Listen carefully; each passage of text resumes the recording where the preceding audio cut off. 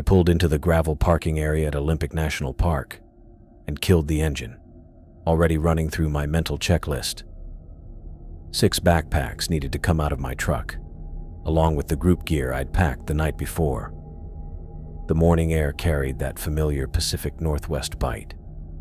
Cool enough to make you want to keep moving, but not cold enough to worry about yet.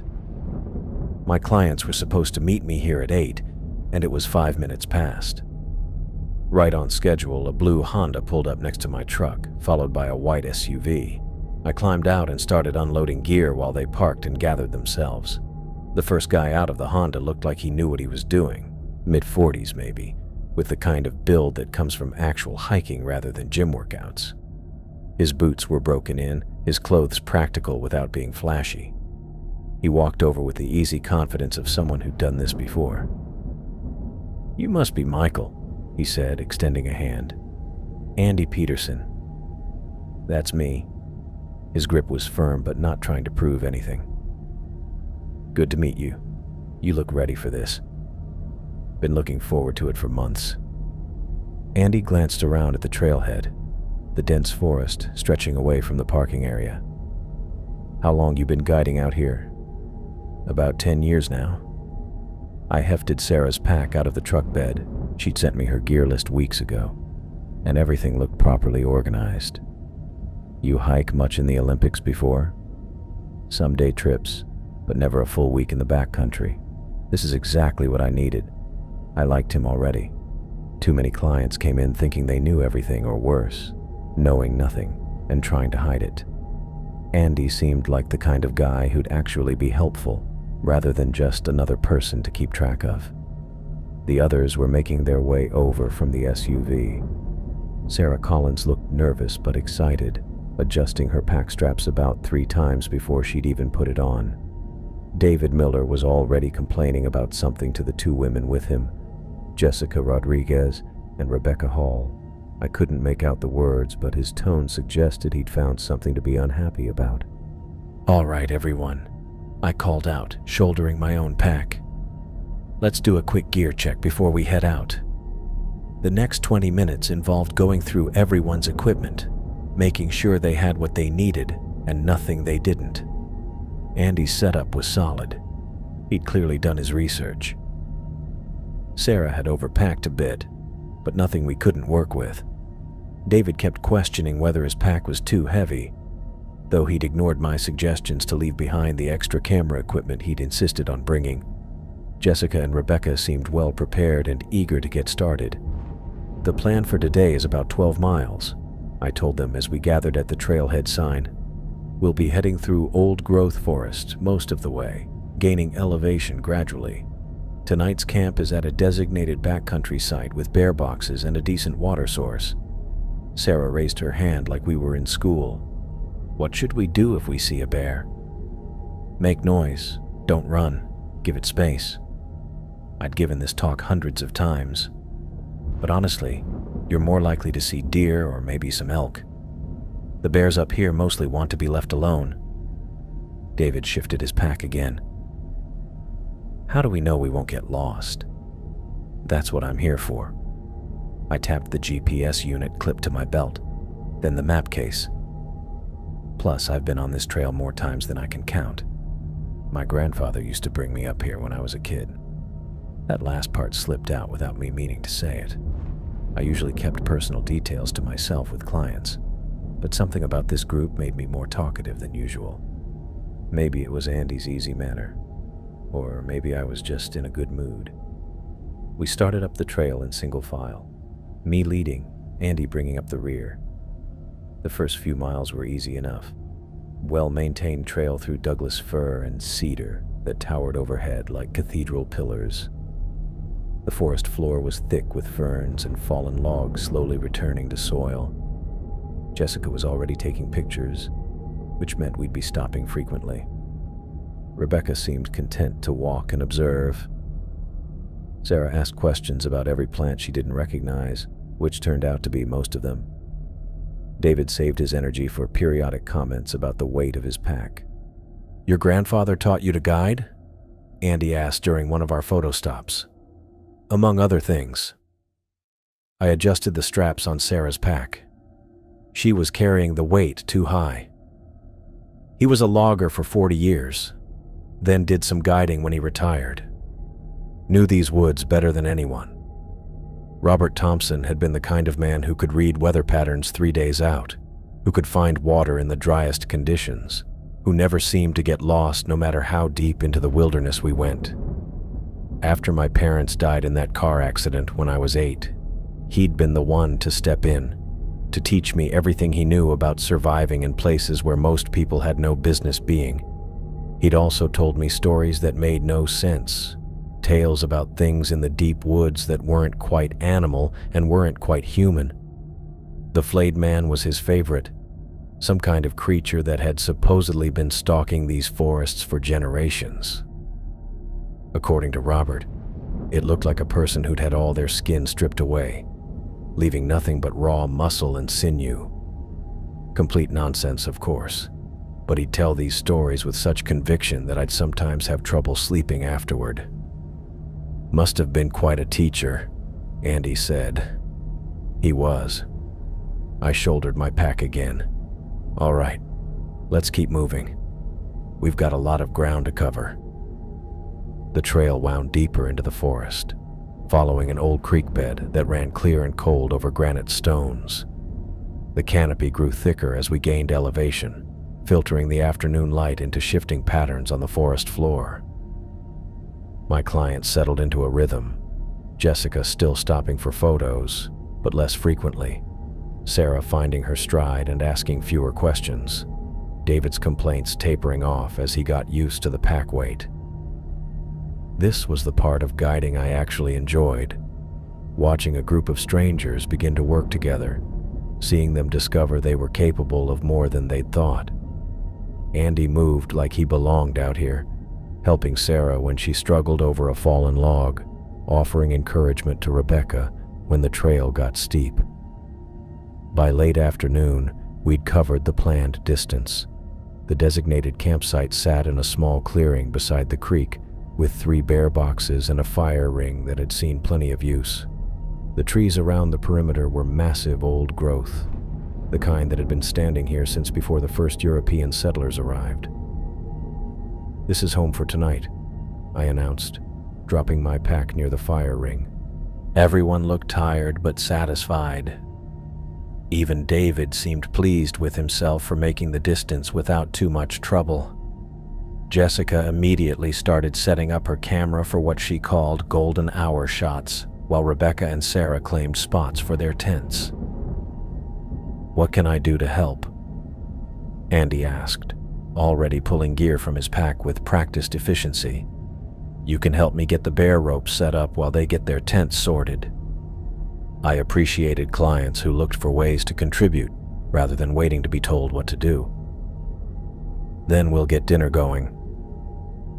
The next hour was exactly what I hoped for on the first night of any trip. Tents went up without drama, gear got organized, people started to relax. Andy proved to be exactly the kind of hiking partner you wanted, competent, helpful, and easy to talk with. He handled the camp setup like he'd been doing it for years. "How's everyone feeling?" I asked as we got the stove fired up for dinner. "Better than I expected," Sarah admitted. "My legs are tired, but it's a good tired." "I could do this every day," Jessica said, scrolling through the photos on her camera. "Look at these trees." David had found a log to sit on and was working off his boots. Not bad for day one, though I'm definitely feeling that pack weight. "You'll get used to it," Rebecca told him. "My shoulders were killing me the first few miles, but now it feels normal." We cooked a simple dinner of pasta and vegetables, everyone contributing to the conversation as the forest settled into evening quiet around us. No traffic noise, no city sounds, just the creek running over stones and the occasional bird call from somewhere up in the canopy. The weather couldn't have been better. Clear skies, mild temperature, no sign of the rain that could make hiking in the Olympics miserable. Andy and I worked together cleaning up after dinner while the others wrote in journals or organized their gear for the next day. "This is exactly what I needed," Andy said, rinsing our cooking pot in the creek. "Been too long since I've been somewhere you can actually see the stars." I looked up through the gap in the trees. The first stars were beginning to show, and with full darkness still an hour away, we'd have an impressive display later. "Wait until midnight. You'll see more stars than you knew existed." "Your grandfather bring you to spots like this?" "All over these mountains." I dried the pot and packed it away. He knew every trail, every water source, every good camping spot within 50 miles. Said his father taught him, and his father before that. Family tradition, then. Something like that. I didn't mention the other stories Robert used to tell, the warnings about staying on established trails, about never camping alone in certain areas, about things that supposedly roamed the deep woods after dark. Old superstitions from a time when people didn't understand the wilderness the way we do now. He taught me to respect the forest, but not to fear it. We finished cleaning up as darkness settled over the campsite. Everyone was in good spirits, tired enough to sleep well, but not exhausted. Jessica had gotten her star photos. Sarah was writing enthusiastically in her journal. Rebecca and David were comparing notes about tomorrow's route. I set up my tent last, as always, positioning myself where I could keep an eye on the whole camp. Force of habit from years of guiding, you sleep better when you know everyone else is safe and accounted for.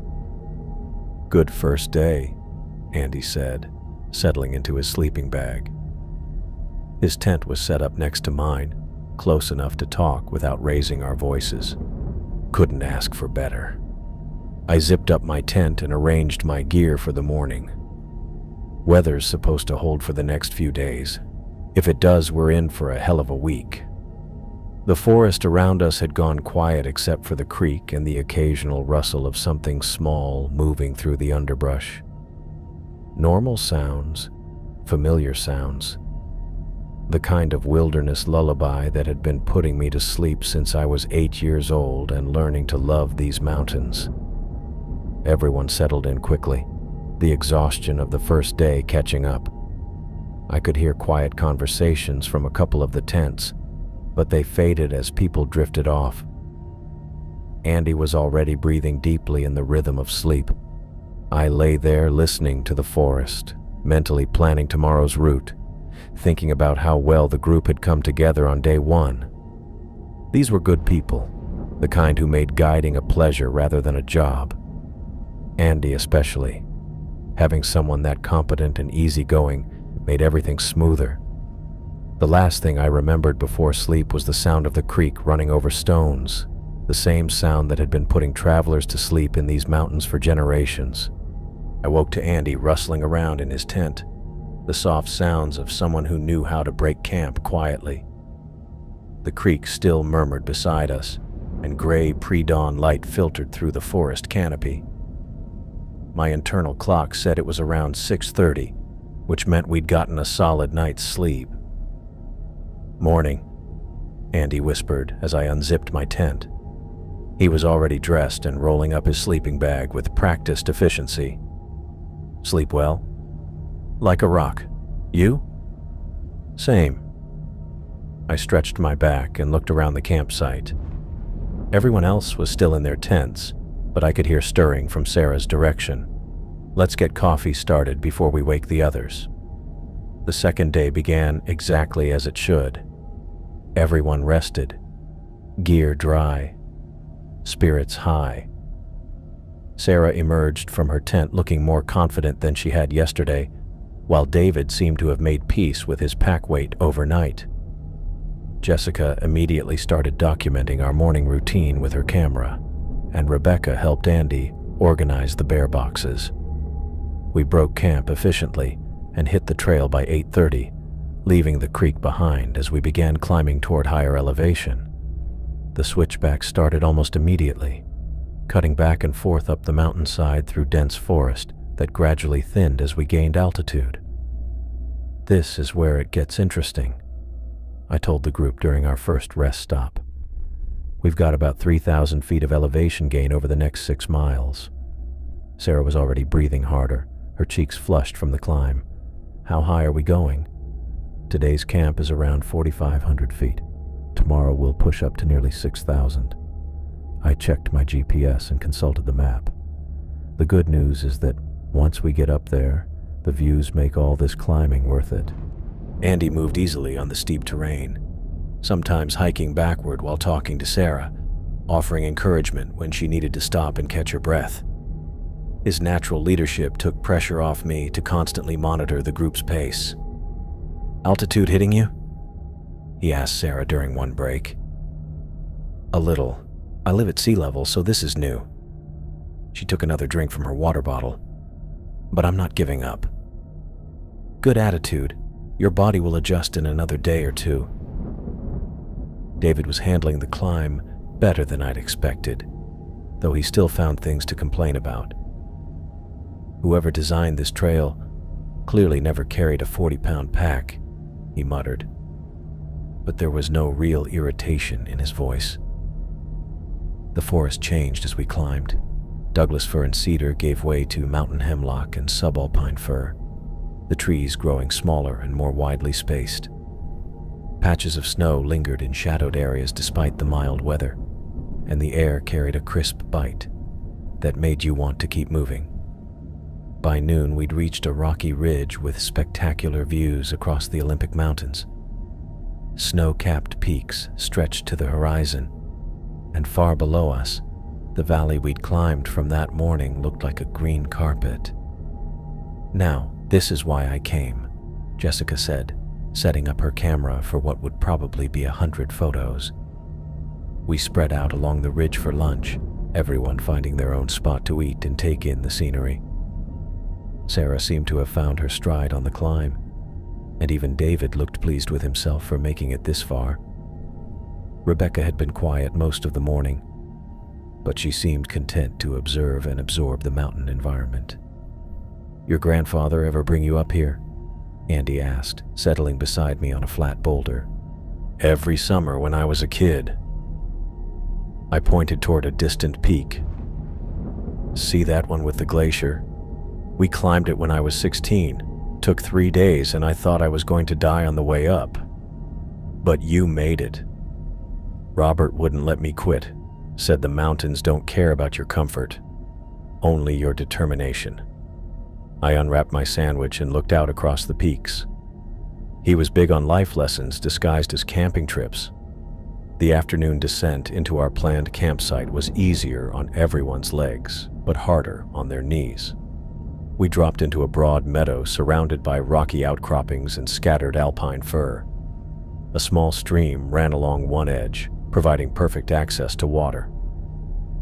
"This is where we'll spend tonight," I announced, dropping my pack near a level spot suitable for tents. The meadow was beautiful, maybe 100 yards across, carpeted with mountain grass and dotted with wildflowers.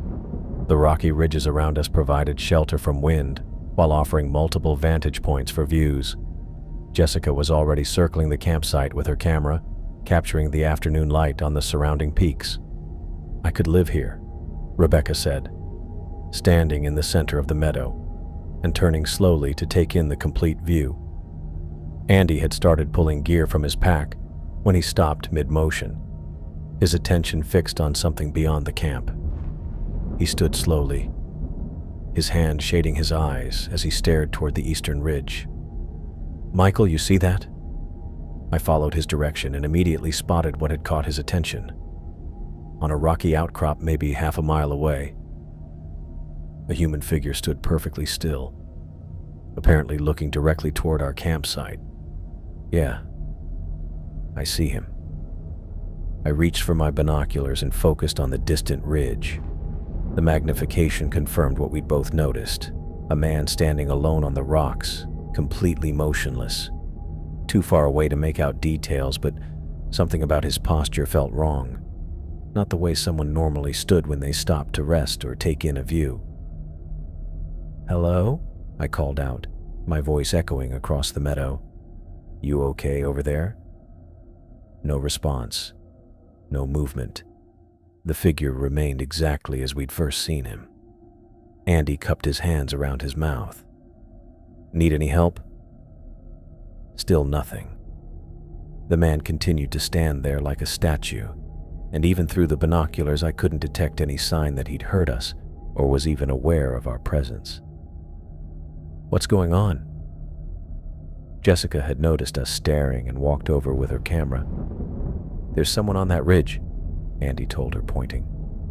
"Been standing there since we arrived." Jessica raised her camera and zoomed in with the telephoto lens. "I can see him. He's just standing there." "Maybe he's taking pictures," Sarah suggested, though she sounded uncertain. "For 15 minutes without moving." David had joined our little observation group. "That's weird." I lowered the binoculars and studied the ridge with my naked eyes. The figure was clearly visible against the rocky background, a dark silhouette that hadn't shifted position since we'd first noticed him. "Should we go check on him?" Jessica asked. "He could be hurt or lost or something." The same thought had occurred to me, but something about the situation made me hesitate. Maybe it was the complete stillness or the way he seemed to be focused directly on us, but my instincts were telling me to be cautious. "Let's finish setting up camp first," I decided. "Keep an eye on him while we work. If he's still there in an hour, we'll figure out what to do." Andy nodded his agreement, but I could see the concern in his expression. We both understood wilderness emergencies. People got lost, injured, disoriented.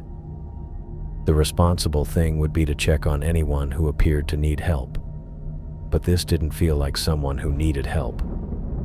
The group spread out to set up their tents, but everyone kept glancing toward the eastern ridge. The figure remained exactly where we'd first spotted him, standing with the same unnatural stillness that had initially caught Andy's attention. "Still there," Rebecca reported after 20 minutes. She'd positioned her tent to face the ridge and had been checking periodically while organizing her gear. I took another look through the binoculars. Same position, same posture. If the man was breathing, I couldn't detect any movement from this distance. He looked like he'd been carved from the rock itself. "This is getting creepy," David muttered, struggling with his tent stakes in the rocky ground. "Probably just a hiker taking a break," I said, though I didn't believe it myself. Some people like to find a good view and just sit with it for a while. Sarah looked up from arranging her sleeping bag. "My dad does that. He'll find a spot he likes and just stand there for an hour, thinking about whatever dads think about." Jessica had been checking on the figure through her camera lens every few minutes. "I took some pictures. Maybe when I zoom in later I can see more details." Andy walked over to where I was testing the camp stove. "What do you think?" "I think it's probably nothing," I said quietly so the others wouldn't hear. "But I don't like it. The way he's positioned, it's like he's watching us. Could be coincidence. These ridges are natural stopping points for hikers. For an hour, without moving, I had to admit Andy was right. The behavior was unusual enough to be concerning, but not necessarily dangerous. People did strange things in the wilderness sometimes. Maybe the guy was having some kind of spiritual experience, or dealing with personal problems, or just enjoying the solitude in his own way. Let's keep an eye on him while we cook dinner, I decided. If he's still there when it gets dark, then we'll figure out what to do. The next hour passed slowly. Everyone went through the motions of setting up camp and preparing for the evening, but the conversation was more subdued than it had been the previous night. The presence of the mysterious figure cast a shadow over what should have been another perfect day in the mountains. Jessica checked on him regularly through her camera. "Still hasn't moved," she reported each time. David had given up pretending it wasn't bothering him. This is seriously weird. Who stands in one place for 2 hours? Maybe he's waiting for someone, Sarah suggested, like a meeting spot or something. Rebecca shook her head. Way too remote for that. We haven't seen another person since the trailhead. Andy helped me get the dinner started while keeping one eye on the ridge. The figure remained visible in the late afternoon light, a dark shape against the granite that never seemed to change position or posture. You ever see anything like this before? He asked while I boiled water for our freeze-dried meals. Not exactly. I stirred the pasta and tried to think of similar situations from my years of guiding. Had some strange encounters over the years, but nothing quite like this. Strange how? I almost mentioned some of Robert's stories, the tales about unusual things in the deep wilderness that had always seemed like folklore. But those were just old mountain legends, the kind of stories that got passed down and embellished over generations. Just people doing unexpected things. The mountains make some folks act different. As evening approached and the light began to fade, our mysterious observer remained exactly where we'd first seen him. The other ridge features were becoming harder to distinguish in the gathering dusk, but somehow the figure stayed clearly visible, as if the failing light didn't affect him the same way it affected everything else. Okay, this is officially creepy, David announced. Nobody stands that still for 3 hours. Andy was checking through the binoculars again. He's still there, same exact position. The atmosphere in our camp had shifted completely. What had started as mild curiosity was becoming genuine unease. Even Sarah, who'd been trying to find reasonable explanations, looked worried. Should we call out again? Jessica asked. I cupped my hands and shouted across the meadow, my voice echoing off the surrounding ridges. Hey, you all right over there? Nothing. No response, no acknowledgement, no movement. The silence that followed felt heavier than it should have. Not just the absence of a reply, but something deeper, like the whole mountain was holding its breath. Andy lowered the binoculars and looked at me with an expression I couldn't quite read. Michael, I don't think that's a normal hiker. I wanted to disagree, to offer some rational explanation that would make everyone feel better.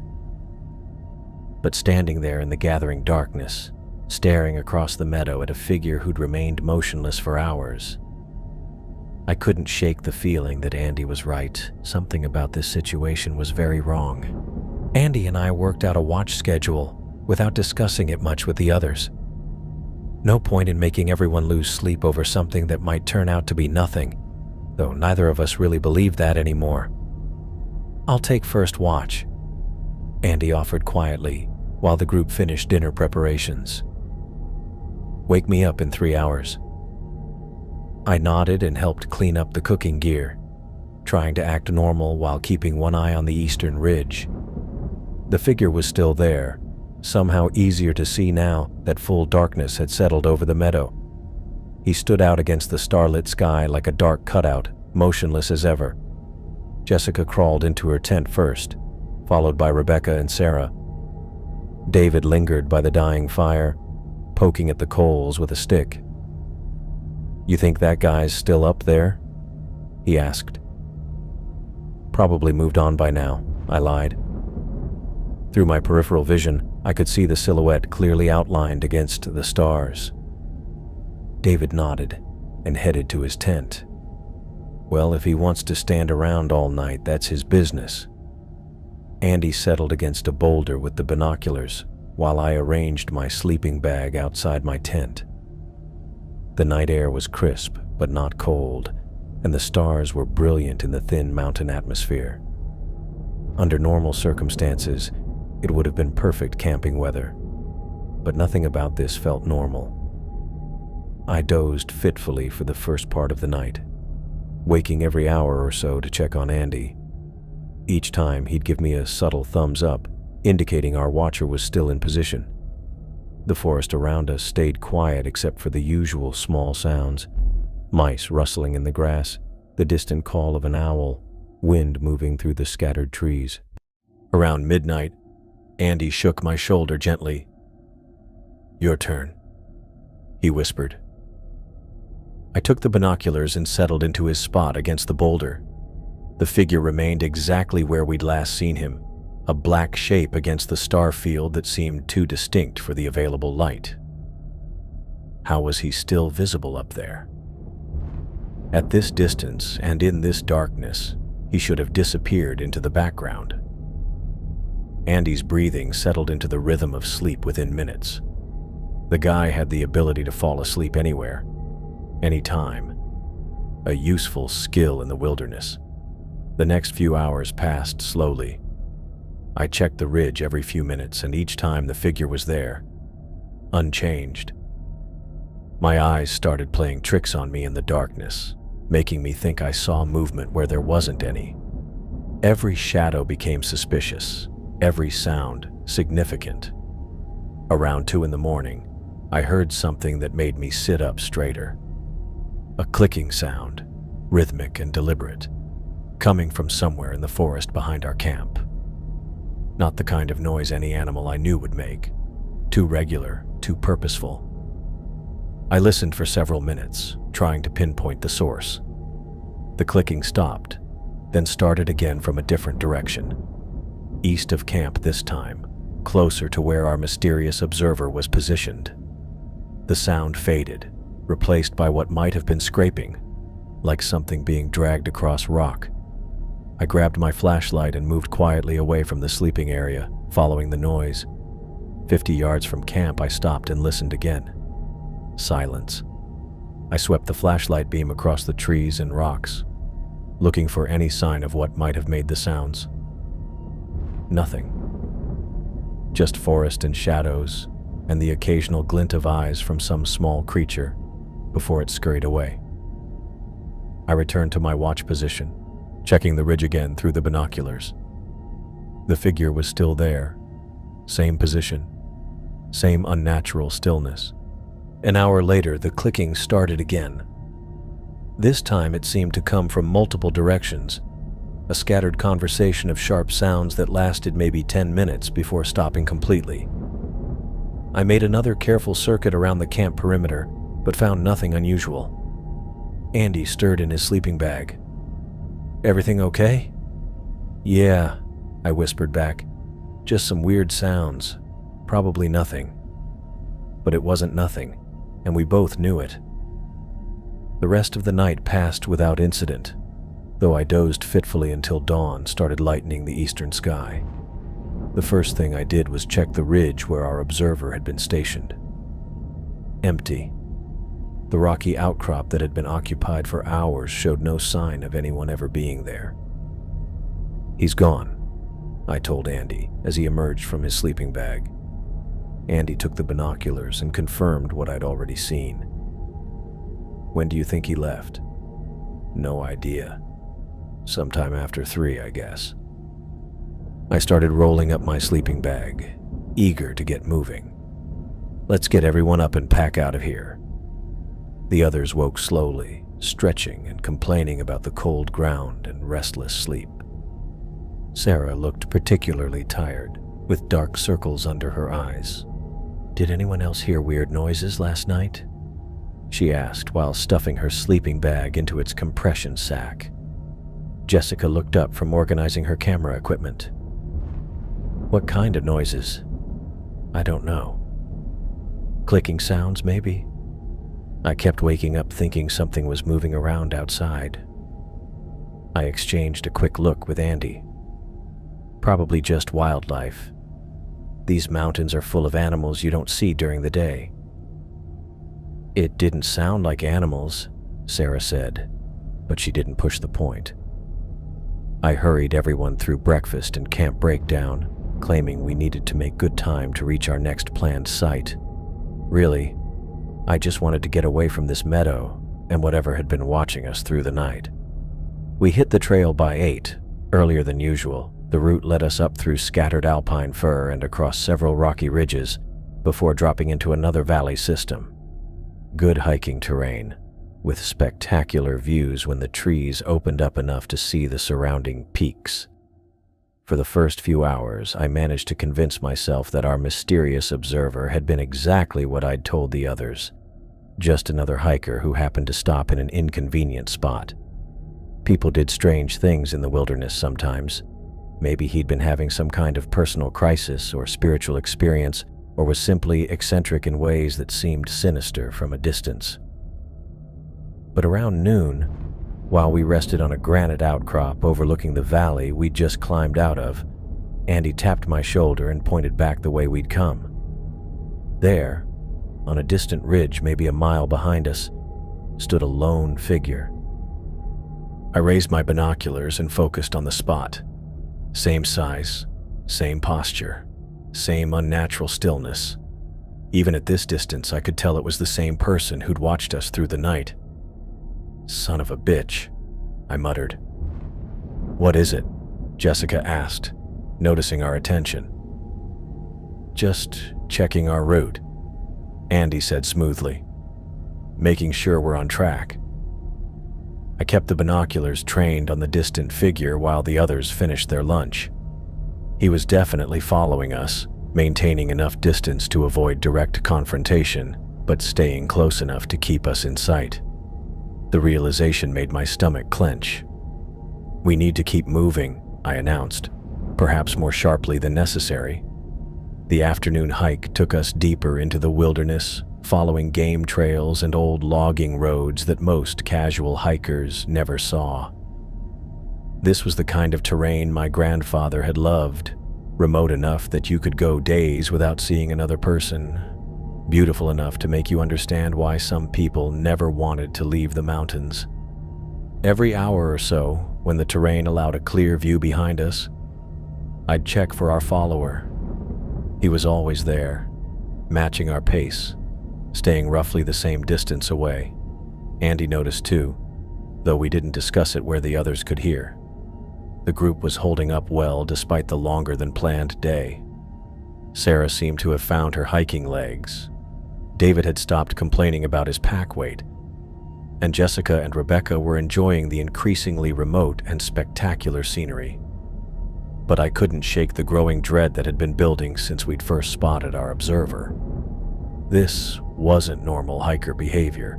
People didn't follow strangers through the wilderness for hours, maintaining perfect distance while never making contact or revealing their intentions.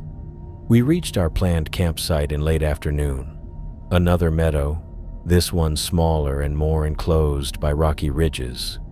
A spring provided good water, and the grass was level enough for comfortable tent placement. Under normal circumstances, it would have been an ideal spot. While everyone set up their gear, I found excuses to check our back trail repeatedly.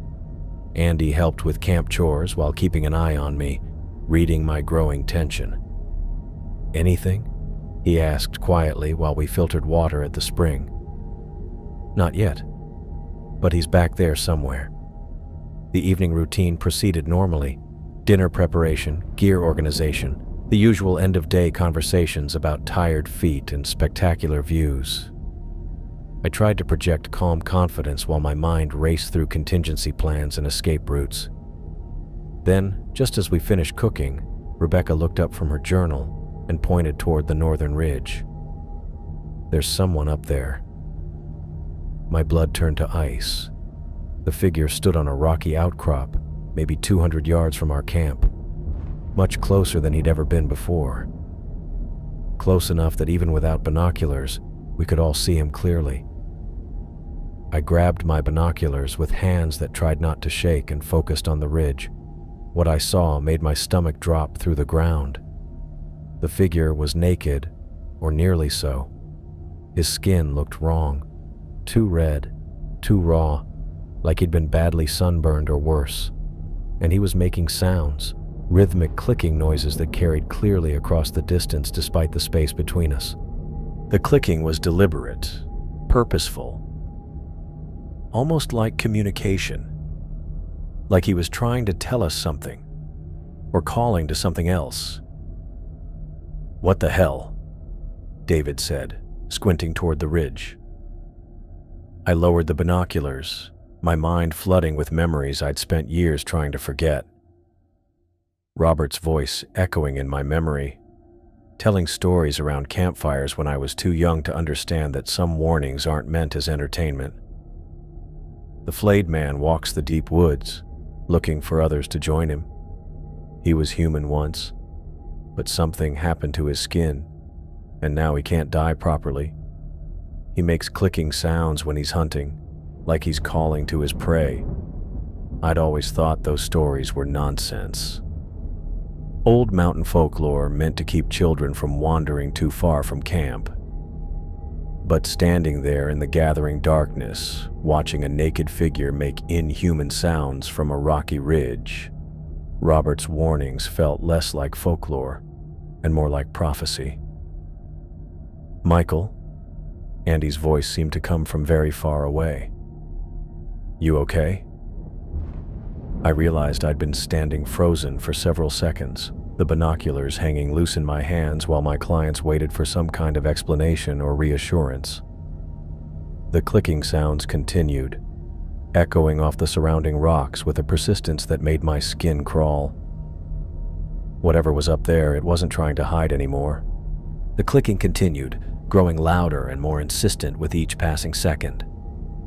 I stood there with the binoculars in my hands, my grandfather's stories crashing through my mind like a dam breaking. Every rational thought I'd ever had about folklore and superstition crumbled under the weight of what I was seeing on that ridge.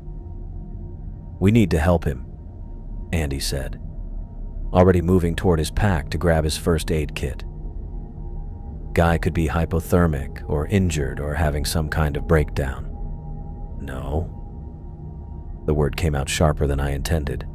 "Don't go up there." Andy stopped and looked at me with confusion. "What are you talking about? Someone needs help." "That's not someone." I raised the binoculars again, forcing myself to look closely at the figure despite every instinct screaming at me to look away. The details became clearer with magnification, and what I saw made my stomach turn inside out. "Andy, that thing doesn't have skin." "What?" I handed him the binoculars with shaking hands. "Look at him. Really look." Andy focused on the ridge, and I watched his expression change from concern to confusion to growing horror. The clicking sounds grew more rapid, almost excited, like the thing had sensed our attention. "Jesus Christ," Andy whispered. "What happened to him?" "Nothing happened to him." My voice sounded distant, like it was coming from someone else. "He's been dead for a long time." The figure began moving then, stepping down from the rocky outcrop with movements that were wrong in every way that mattered. Too fluid, too quick. Joints bending in directions that human anatomy didn't allow. The clicking intensified, echoing off the surrounding ridges like some kind of signal. "Michael, what the hell is that thing?" I couldn't answer. My throat had closed up completely, and all I could hear was Robert's voice from 20 years ago, telling stories I'd dismissed as old mountain legends. The flayed man walks the deep woods, looking for others to join him. Sarah had noticed our attention and was staring toward the ridge with growing alarm. "What's wrong? What's happening?" "Everyone get in your tents," I managed to croak. "Right now." But Andy was already walking toward the edge of camp, his first aid kit in one hand and a flashlight in the other. His natural instinct to help people was overriding every obvious sign that this situation was beyond normal human assistance. "Andy, stop." I lunged after him, grabbing his arm. "You can't help that thing." He shrugged me off with surprising force. "I'm not leaving someone out here to die." "He's already dead." Andy gave me a look that mixed pity with determination. "Michael, that's trauma talking. Someone's in trouble, and we're the only help he's going to get." I watched in growing horror as Andy walked across the meadow toward the approaching figure. The thing that had once been human was maybe 100 yards away now, moving with that unnatural fluidity that made my skin crawl. In the fading light, I could see details that would stay with me forever. The complete absence of skin, the wet gleam of exposed muscle tissue, the way its head turned toward Andy with predatory focus. "Andy, please!" I shouted across the meadow. "Come back!" He raised his hand in acknowledgement, but kept walking. The clicking sounds grew more excited, more rapid, like the thing was pleased with Andy's approach. Jessica emerged from her tent with her camera, probably thinking she could document whatever was happening. Rebecca and Sarah stood near their tents, both looking confused and frightened by the sudden tension in camp. "Everyone pack up," I called to them, trying to keep my voice steady. "We're leaving. Right now." "What? Why?" David's head poked out of his tent. "What's going on?" I couldn't explain it to them. How do you tell people that something from their worst nightmares was walking across an alpine meadow toward your camp? How do you make them understand that the stories their grandparents told weren't folklore, but warnings? Andy had covered half the distance to the figure when it stopped moving. The clicking ceased abruptly, replaced by a silence that felt more ominous than any sound. Even the normal forest noises, insects, small animals, wind through the trees, seemed to stop completely. "Hello?" Andy called out, his voice echoing across the meadow. "Are you all right? Do you need help?" The thing turned toward him with a movement so quick and jerky that it looked like a film with missing frames. For several seconds, they faced each other across maybe 50 yards of mountain grass. Andy with his first aid kit and good intentions, the flayed man with its exposed musculature gleaming wetly in the last light of day. Then it rushed him. The speed was impossible, inhuman. One second the creature was standing motionless.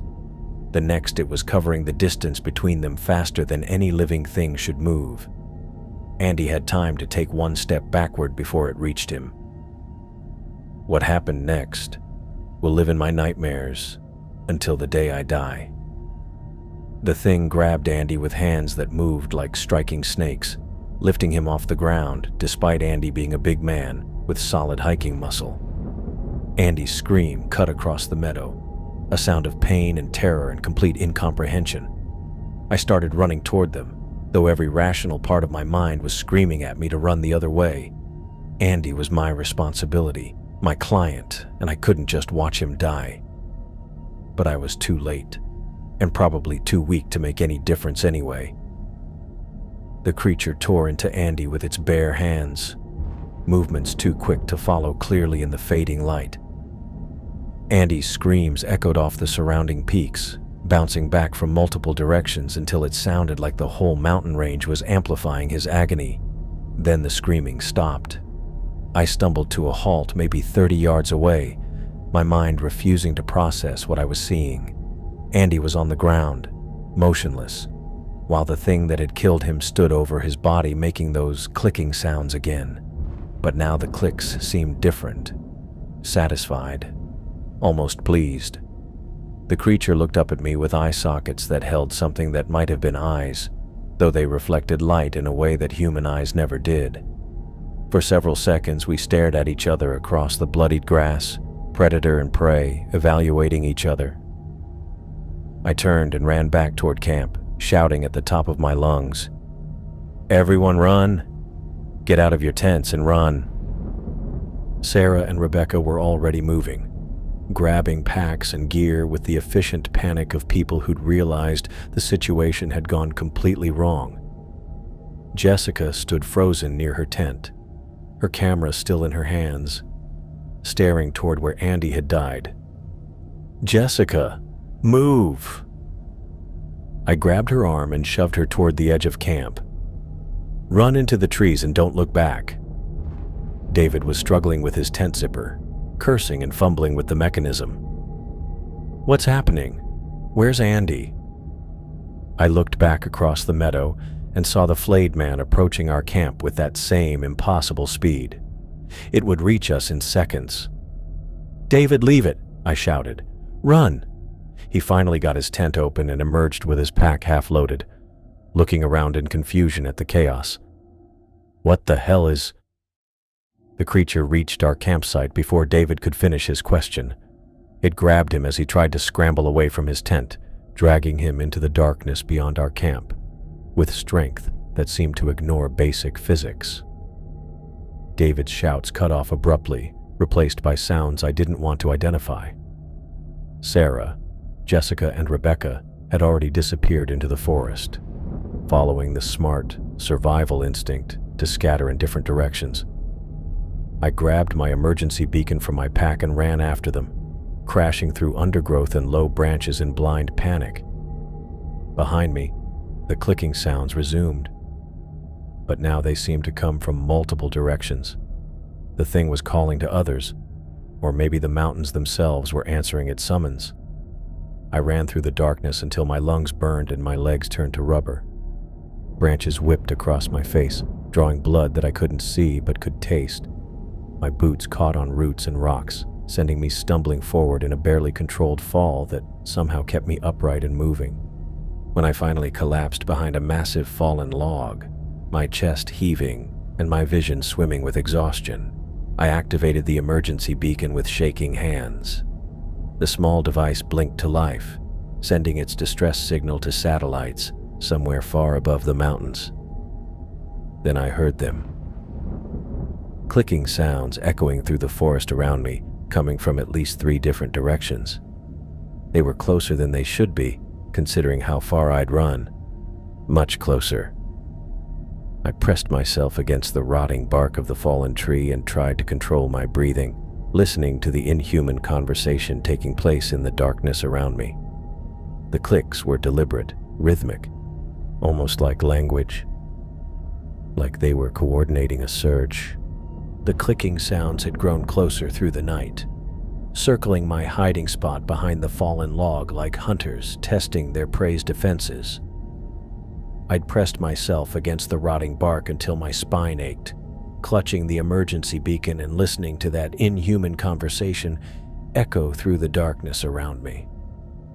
Every few minutes, silence would fall, and I'd think maybe they'd moved on. Then the clicks would resume from a different direction, closer than before. When the helicopter's rotors finally cut through the forest canopy at dawn, I was barely conscious from dehydration and shock. The search and rescue team found me curled behind that log, mumbling incoherently about clicking sounds and flayed skin. 2 paramedics had to carry me to the helicopter because my legs wouldn't support my weight anymore. The official search for Sarah, Jessica, Rebecca, and David lasted 6 days. Teams combed every ridge, valley, and creek bed within a 10-mile radius of our last campsite.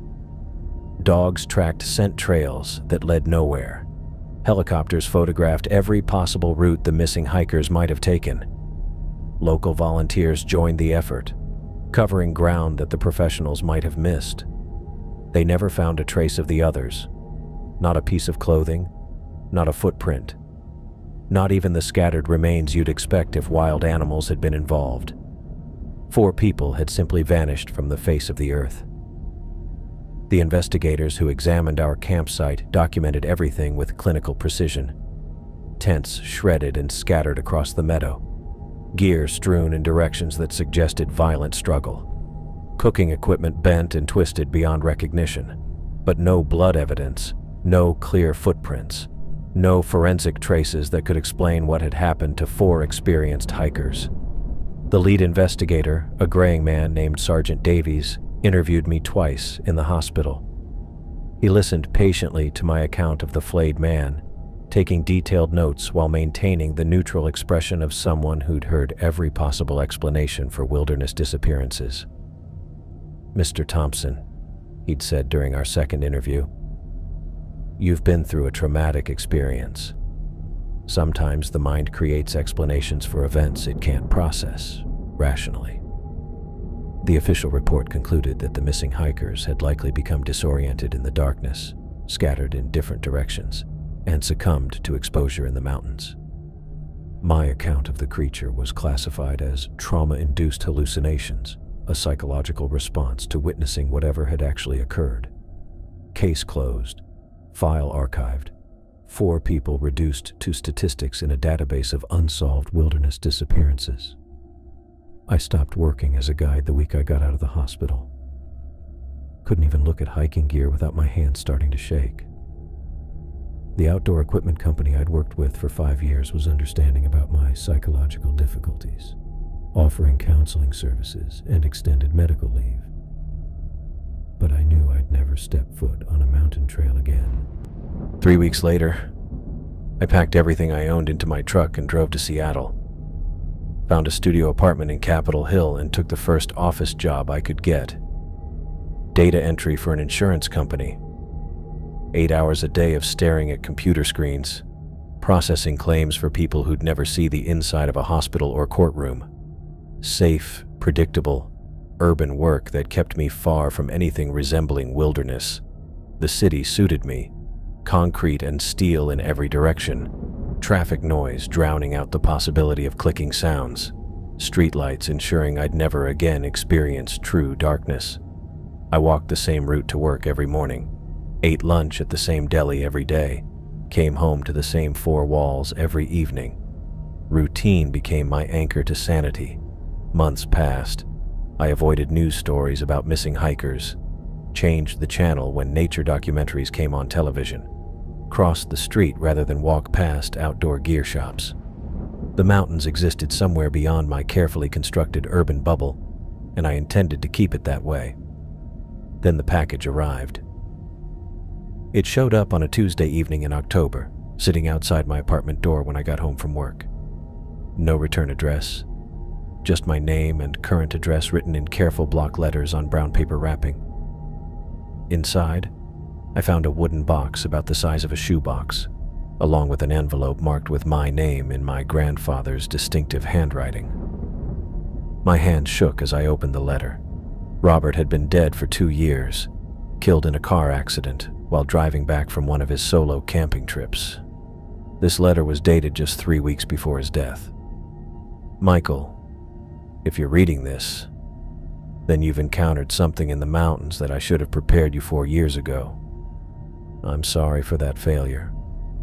I thought if I never told you the whole truth, maybe you'd be safe from it. Maybe the old knowledge would die with me.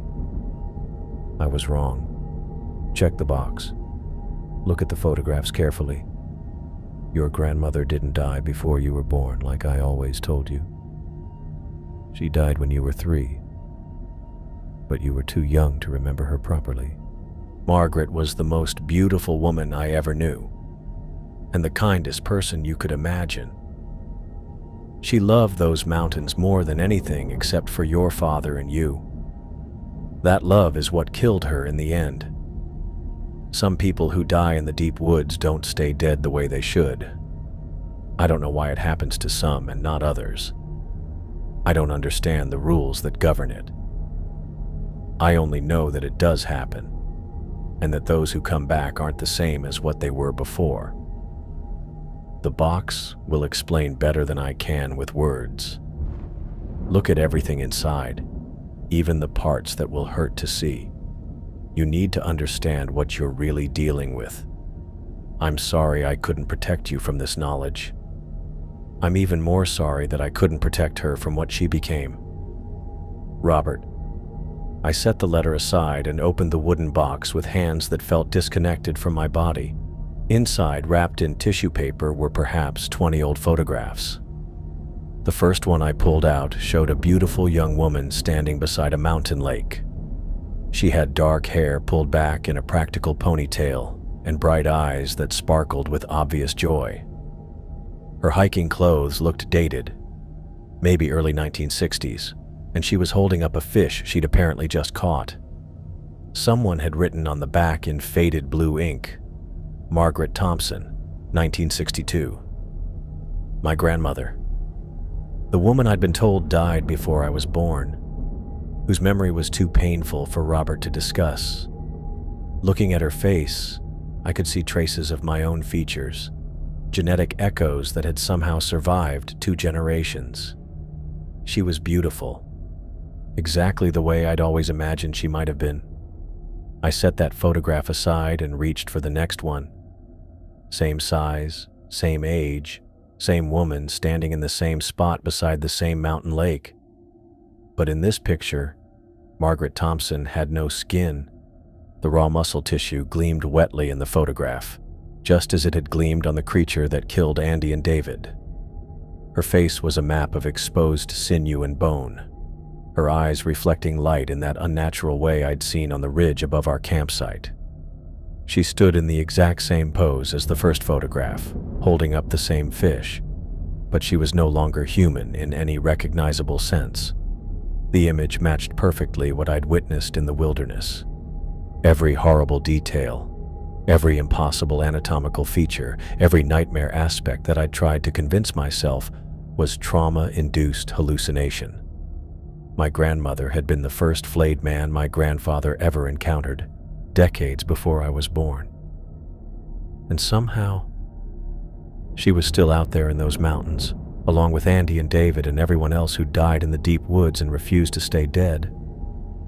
I stared at the photographs until my vision blurred, my carefully constructed urban reality crumbling around me like a house of cards in a hurricane. The clicking sounds I'd heard in the forest hadn't been my imagination. The creature that killed my clients hadn't been a hallucination brought on by stress and exhaustion. It had been my grandmother, welcoming new members to whatever inhuman community existed in the wilderness beyond the reach of search and rescue teams.